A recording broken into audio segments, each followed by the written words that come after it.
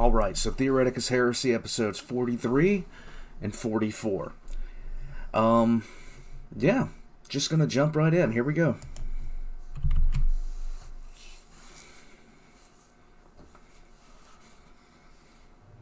Rogel Dawn's eyes widened, New music. as if the true enormity of what he had done had just sunken in. The War Master fell to his knees and began to weep. He gazed into his father's eye and began to mutter that he was sorry. How he was so sorry.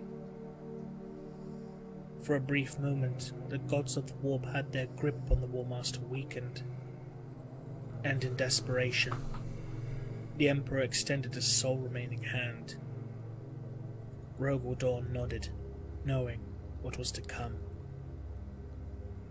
Horus Lupercal appeared on the bridge at the exact moment the Emperor unleashed what little of his powers he had left, punching a hole through Rogel Dawn's body where Angron had struck him, the intensity of the psychic blast causing Rogel Dawn's armor to be turned to dust before his body exploded in a blinding flash of light. Not a trace of Rogel Dawn remained. No bone, skin, not even his soul was spared from the blast. Whoa, okay. The Emperor fell back and laid still. Horus Lupercal rushed over to his father's side, his armor wheezing and clanking as he ran as fast as his cataphractii plate would allow him to.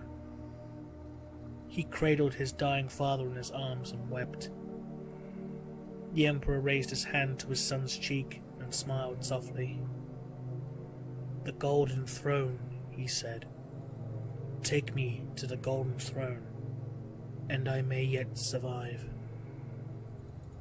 Horus picked his father up in his arms and raised a communique to the Imperial Palace as the Custodes and Loyalist Astartes entered the bridge soon after, requesting for immediate teleportation back to the palace. With the psychic shockwave of Rogel Dawn's death, the traitor forces began to flee. The War Master was dead. The war was over. The Loyalist forces cheered as they mounted a final counterattack on the traitors besieging them, causing them to flee. Perturabo sighed in relief. They had won, and for the first time in years, began to smile and laugh. Sanguinius ordered for the Blood Angels to retreat, to take what goods they had and escape while they still could. Aeonid Theo delivered a mighty swing of his power sword that left a deep gash across the angel's face. Sanguinius hissed in fury. He didn't have time for this. The rebellion was over. All that mattered was to retreat while they still could. He unleashed a blast of kinetic force that knocked Theo to the ground, and left. Lionel Johnson began to try and skulk away, but a familiar sight appeared before him.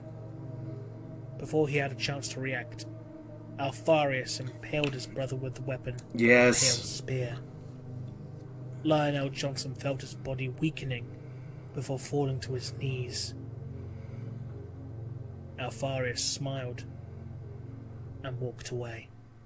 A crackling green light filled the throne room of the Imperial Palace, and Horus Lupercal hurried to the Golden Throne, the frail body of the Emperor in his arms. The deceased body of Malcador the Sigillite was removed from the throne, his life been snuffed out by the stress of having to keep the turbulent energies of the warp in check for so long. The Regent of Terror, the hero of Terror, would be given a funeral worthy of his accomplishments. The Lunar Wolves carried the body of the hero Angron, whose sacrifice allowed the Emperor to defeat the traitor. His body would be returned to his legion out of respect. Meanwhile, on the Ultramarines' flagship, Rabute Gilliman and Conrad Kurz continued their duel. The very ship began to explode around them as the Word-Bearer's fleet opened fire.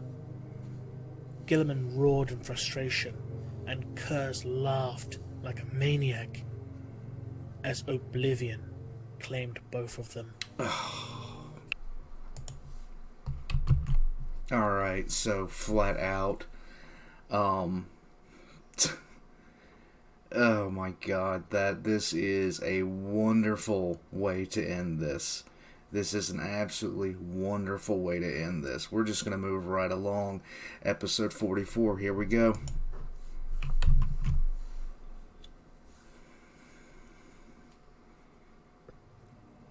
As the Emperor was connected into the Golden Throne, with various pipes and tubes invading his body, like some vast mechanical leeches, Perturabo entered the throne room, seeing the teary-eyed expression of sorrow spread across Horus Lupercal's face. He dropped his massive thunder hammer with a clang, and hurried towards his father, and knelt down before him.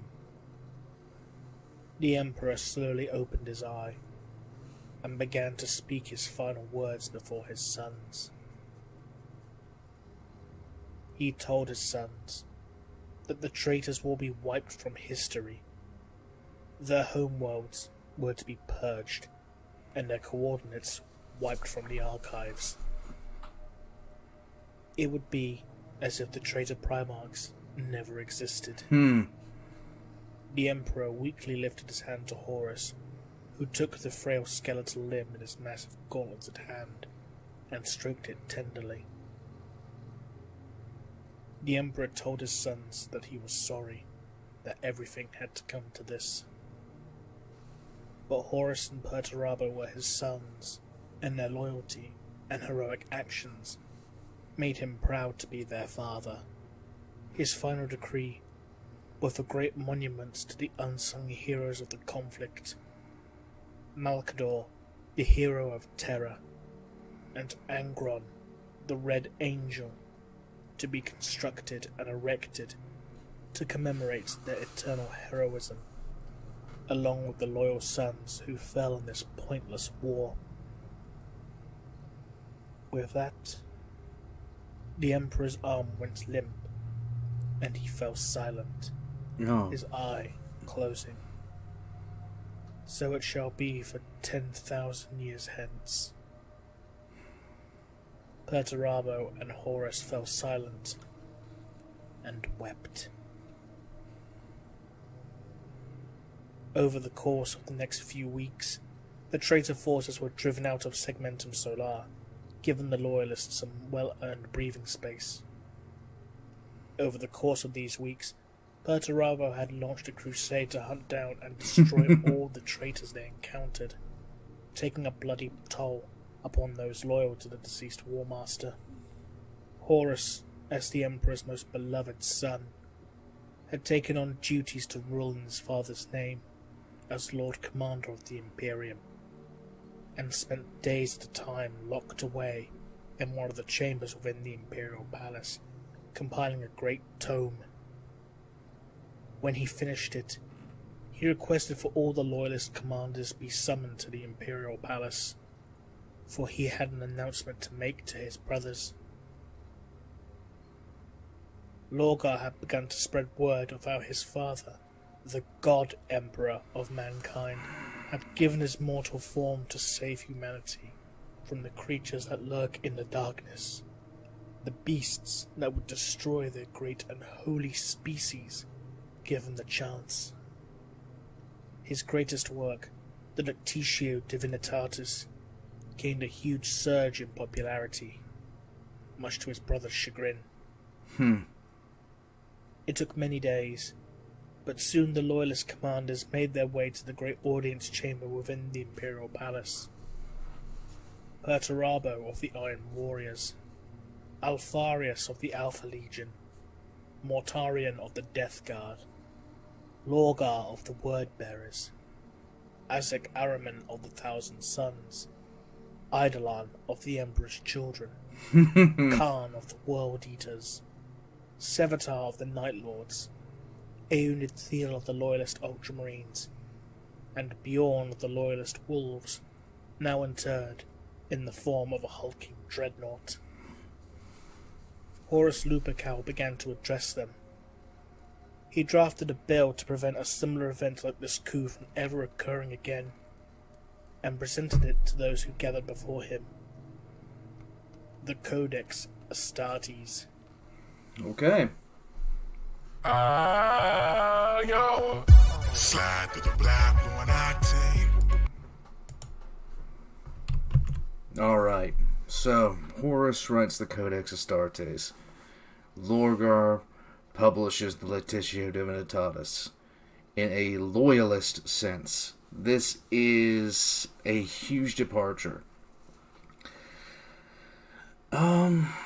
Out of the actual remaining loyalist commanders, I wouldn't view Horus as the one to write the Codex Astartes.